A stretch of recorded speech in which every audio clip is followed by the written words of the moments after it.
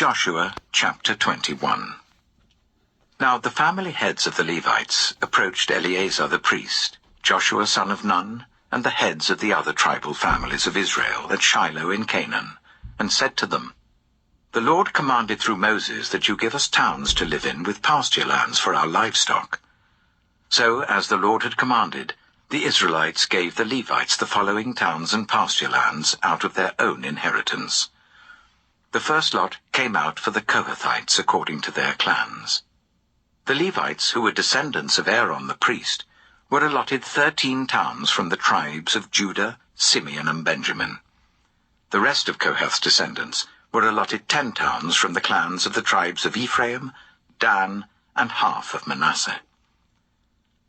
The descendants of Gershon were allotted 13 towns from the clans of the tribes of Issachar, Asher, Naphtali, and the half-tribe of Manasseh in Bashan. The descendants of Merari, according to their clans, received 12 towns from the tribes of Reuben, Gad, and Zebulun.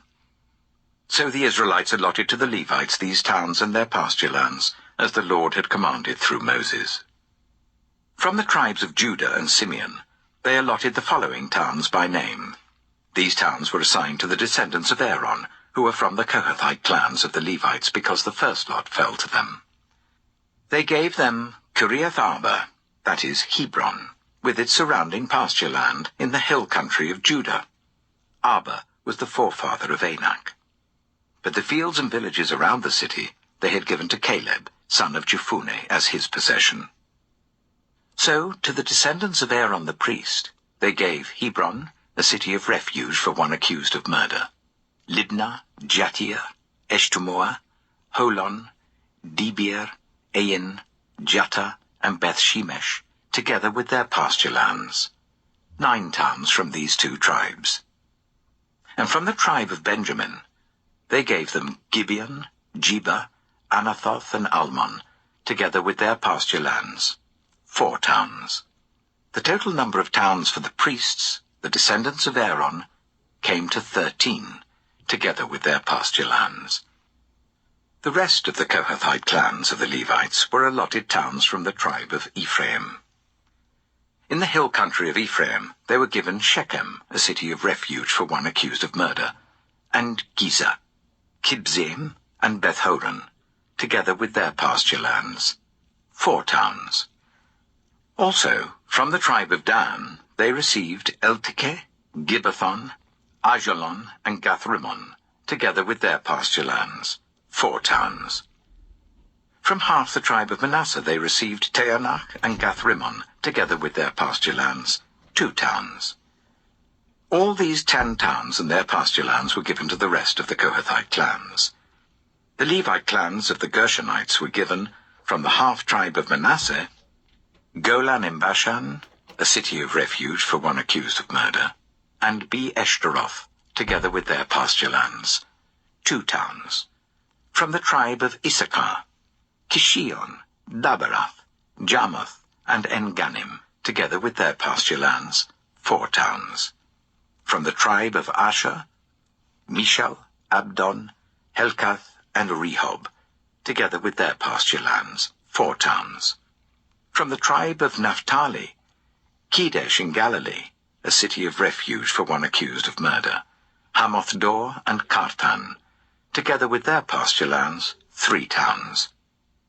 The total number of towns of the Gershonite clans came to 13, together with their pasture lands. The Merari clans, the rest of the Levites, were given from the tribe of Zebulun, Jokneam, Karta, Dimnah, and Nahalal, together with their pasture lands. 4 towns. From the tribe of Reuben, Bezer, Jehaz, Kedemoth, and Mephaath, together with their pasture lands. 4 towns. From the tribe of Gad, Ramoth in Gilead, a city of refuge for one accused of murder, Mahanaim, Heshbon, and Jazer, together with their pasture lands. 4 towns in all. The total number of towns allotted to the Merari clans, who were the rest of the Levites, came to 12. The towns of the Levites in the territory held by the Israelites were 48 in all, together with their pasture lands. Each of these towns had pasture lands surrounding it, This was true for all these towns. So the Lord gave Israel all the land he had sworn to give their ancestors, and they took possession of it and settled there. The Lord gave them rest on every side, just as he had sworn to their ancestors. Not one of their enemies withstood them. The Lord gave all their enemies into their hands.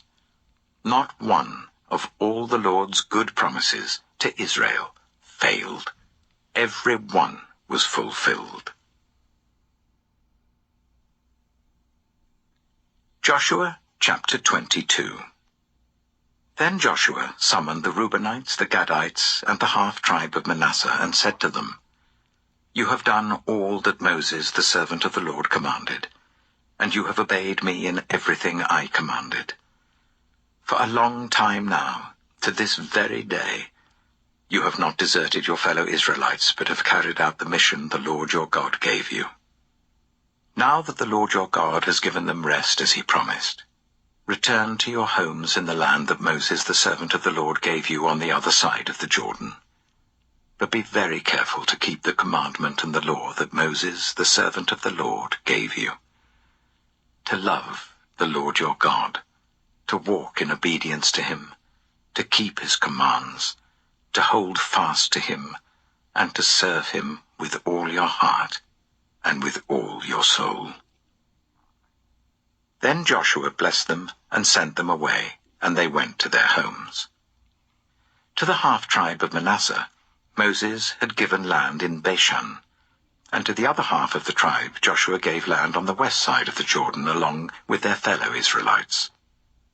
When Joshua sent them home, he blessed them, saying, Return to your homes with your great wealth, with large herds of livestock, with silver, gold, bronze, and iron, and a great quantity of clothing, and divide the plunder from your enemies with your fellow Israelites.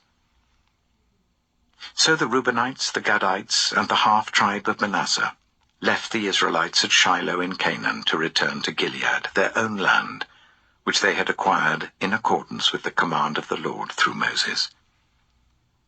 When they came to Geliloth, near the Jordan in the land of Canaan, the Reubenites, the Gadites, and the half-tribe of Manasseh built an imposing altar there by the Jordan. And when the Israelites heard that they had built the altar on the border of Canaan at Geliloth, near the Jordan on the Israelite side, the whole assembly of Israel gathered at Shiloh to go to war against them. So the Israelites sent Phinehas, son of Eleazar the priest, to the land of Gilead, to Reuben, Gad, and the half-tribe of Manasseh. With him they sent 10 of the chief men, one from each of the tribes of Israel, each the head of a family division among the Israelite clans. When they went to Gilead, to Reuben, Gad, and the half-tribe of Manasseh, they said to them, The whole assembly of the Lord says, How could you break faith with the God of Israel like this? How could you turn away from the Lord and build yourselves an altar in rebellion against him now? Was not the sin of Peor enough for us? Up to this very day we have not cleansed ourselves from that sin, even though a plague fell on the community of the Lord. And are you now turning away from the Lord? If you rebel against the Lord today, tomorrow he will be angry with the whole community of Israel. If the land you possess is defiled, come over to the Lord's land, where the Lord's tabernacle stands, and share the land with us. But do not rebel against the Lord or against us by building an altar for yourselves, other than the altar of the Lord our God. When Achan, son of Zerah, was unfaithful in regard to the devoted things, did not wrath come on the whole community of Israel? He was not the only one who died for his sin. Then Reuben, Gad, and the half-tribe of Manasseh replied to the heads of the clans of Israel, The mighty one, God the Lord, the mighty one, God the Lord, he knows. And let Israel know. If this has been in rebellion or disobedience to the Lord, do not spare us this day. If we have built our own altar to turn away from the Lord and to offer burnt offerings and grain offerings, or to sacrifice fellowship offerings on it, may the Lord himself call us to account. No, we did it for fear that someday your descendants might say to ours, What do you have to do with the Lord, the God of Israel? The Lord has made the Jordan a boundary between us and you. You Reubenites and Gadites, you have no share in the Lord. So your descendants might cause ours to stop fearing the Lord. That is why we said, let us get ready and build an altar, but not for burnt offerings or sacrifices. On the contrary, it is to be a witness between us and you and the generations that follow, that we will worship the Lord at his sanctuary with our burnt offerings, sacrifices, and fellowship offerings. Then in the future, your descendants will not be able to say to ours, you have no share in the Lord. And we said, if they ever say this to us, or to our descendants, we will answer, look at the replica of the Lord's altar, which our ancestors built, not for burnt offerings and sacrifices, but as a witness between us and you. Far be it from us to rebel against the Lord and turn away from him today by building an altar for burnt offerings, grain offerings, and sacrifices, other than the altar of the Lord our God that stands before his tabernacle. When Phinehas, the priest, and the leaders of the community, the heads of the clans of the Israelites, heard what Reuben, Gad, and Manasseh had to say, they were pleased. And Phinehas, son of Eleazar the priest, said to Reuben, Gad, and Manasseh, today we know that the Lord is with us, because you have not been unfaithful to the Lord in this matter. Now you have rescued the Israelites from the Lord's hand.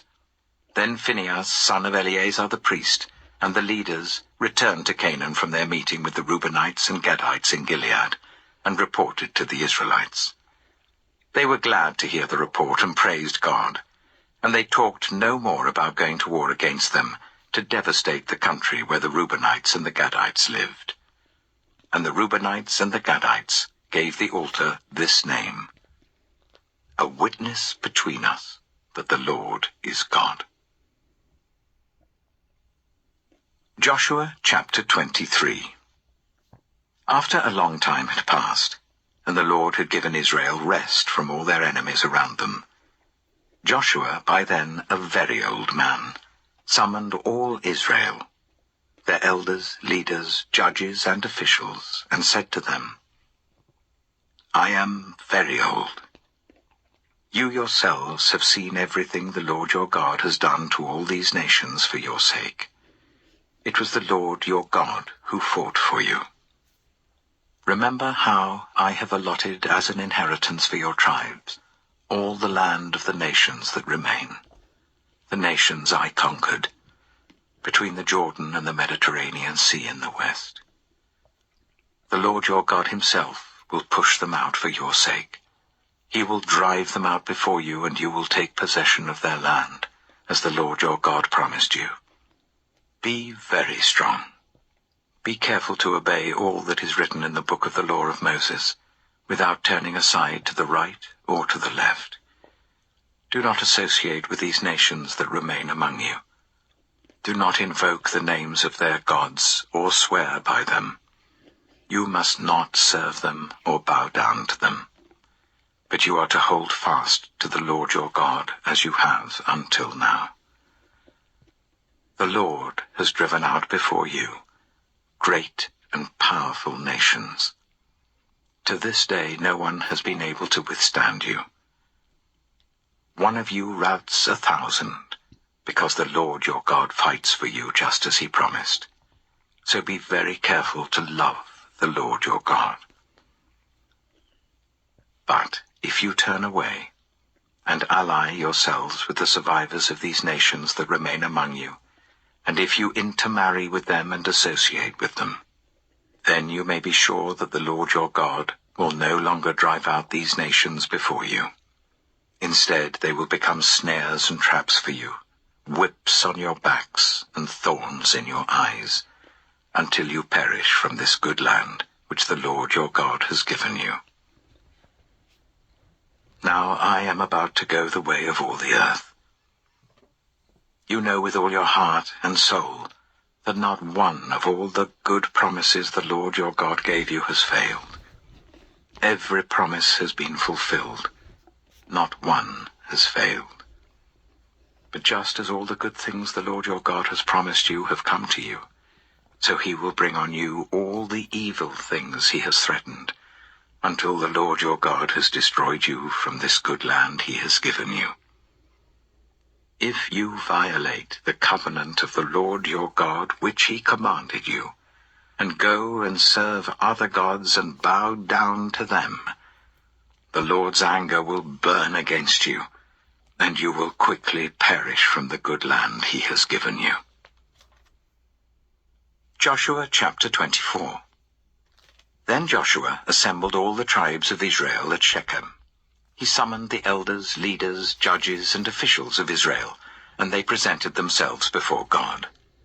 Joshua said to all the people, "This is what the Lord, the God of Israel, says.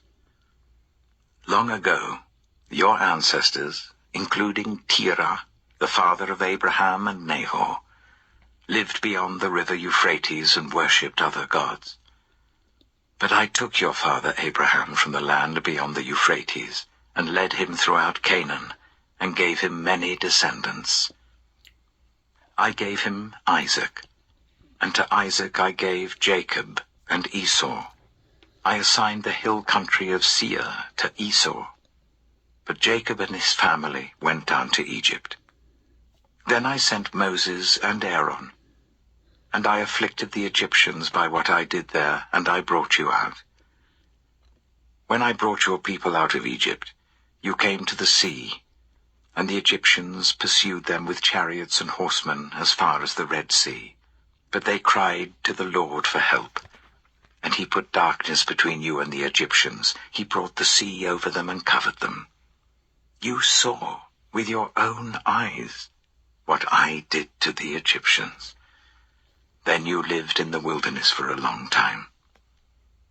I brought you to the land of the Amorites who lived east of the Jordan. They fought against you, but I gave them into your hands. I destroyed them from before you, and you took possession of their land. When Balak, son of Zippor, the king of Moab, prepared to fight against Israel, he sent for Balaam, son of Beor, to put a curse on you. But I would not listen to Balaam, so he blessed you again and again, and I delivered you out of his hand. Then you crossed the Jordan and came to Jericho. The citizens of Jericho fought against you, as did also the Amorites, Perizzites, Canaanites, Hittites, Girgashites, Hivites, and Jebusites. But I gave them into your hands. I sent the hornet ahead of you, which drove them out before you, also the 2 Amorite kings. You did not do it with your own sword and bow. So I gave you a land on which you did not toil, and cities you did not build, and you live in them and eat from vineyards and olive groves that you did not plant. Now fear the Lord, and serve him with all faithfulness. Throw away the gods your ancestors worshipped beyond the river Euphrates and in Egypt, and serve the Lord. But if serving the Lord seems undesirable to you, then choose for yourselves this day whom you will serve, whether the gods your ancestors served beyond the Euphrates, or the gods of the Amorites in whose land you are living. But as for me and my household, we will serve the Lord." Then the people answered, "Far be it from us to forsake the Lord to serve other gods. It was the Lord our God himself who brought us and our parents up out of Egypt, from that land of slavery, and performed those great signs before our eyes.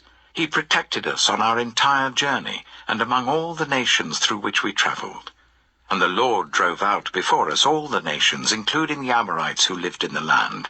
We too will serve the Lord, because he is our God." Joshua said to the people, "You are not able to serve the Lord. He is a holy God. He is a jealous God. He will not forgive your rebellion and your sins. If you forsake the Lord and serve foreign gods, He will turn and bring disaster on you and make an end of you, after he has been good to you." But the people said to Joshua, "No, we will serve the Lord." Then Joshua said, "You are witnesses against yourselves that you have chosen to serve the Lord." "Yes, we are witnesses," they replied. "Now then," said Joshua, "throw away the foreign gods that are among you, and yield your hearts to the Lord, the God of Israel." And the people said to Joshua, "We will serve the Lord our God and obey him." On that day, Joshua made a covenant for the people, and there at Shechem he reaffirmed for them decrees and laws. And Joshua recorded these things in the book of the law of God. Then he took a large stone and set it up there under the oak near the holy place of the Lord. "See," he said to all the people, "this stone will be a witness against us. It has heard all the words the Lord has said to us. It will be a witness against you if you are untrue to your God." Then Joshua dismissed the people, each to their own inheritance. After these things, Joshua, son of Nun, the servant of the Lord, died at the age of 110. And they buried him in the land of his inheritance, at Timnath-Serah, in the hill country of Ephraim, north of Mount Gaash. Israel served the Lord throughout the lifetime of Joshua and of the elders who outlived him and who had experienced everything the Lord had done for Israel. And Joseph's bones, which the Israelites had brought up from Egypt, were buried at Shechem in the tract of land that Jacob bought for 100 pieces of silver from the sons of Hamor, the father of Shechem. This became the inheritance of Joseph's descendants. And Eleazar, son of Aaron, died and was buried at Gibeah, which had been allotted to his son Phinehas in the hill country of Ephraim.